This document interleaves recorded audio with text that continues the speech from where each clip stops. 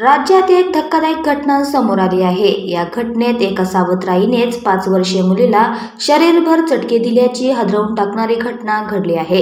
कोल्हापूरच्या हातकणंगले तालुक्यातील कासरवाडी गावात ही घटना घडली आहे।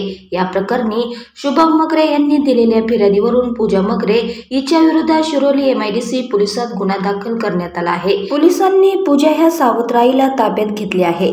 कोल्हापूर जिल्ह्यातील हातकणंगले तालुक्यातील कासरवाडी इथे मूळचे जालना जिल्ह्यातील शुभम मगरे हे पत्नी पूजा आणि 5 वर्षीय सावत्र मुलगी राणी यांच्यासह कासरवाडीत भाड्याच्या घरात राहत होते। शुभम आणि पूजा यांचा विवाह दुसरा आहे। पहिल्या पत्नीपासून शुभम यांना एक मुलगी आहे। ही मुलगी शुभम यांच्याकडेच राहावयास आहे। दरम्यान काल शुभम हे कामानिमित्त बाहेर गेले असताना ही घटना घडली आहे। दरम्यान सावत्र मुलीने अंथरुणात लघुशंका केली होती, त्यामुळे बिछाना ओला झाला होता।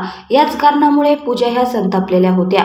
त्यामुळेच पूजा यांनी मुलीच्या गालावर, गळ्यावर, ओठावर आणि गुप्तांगाच्या बाजूला गरम चटके दिले होते। या घटनेनंतर चिमुकलीच्या तोंडावर भाजलेल्याचे डाग होते। मुलीला शरीरभर खूप ठिकाणी जखमा झाल्या होत्या। मुलगी लहान असल्यामुळे झालेल्या जखमांचे गांभीर्य तिच्या लक्षात आले नाही।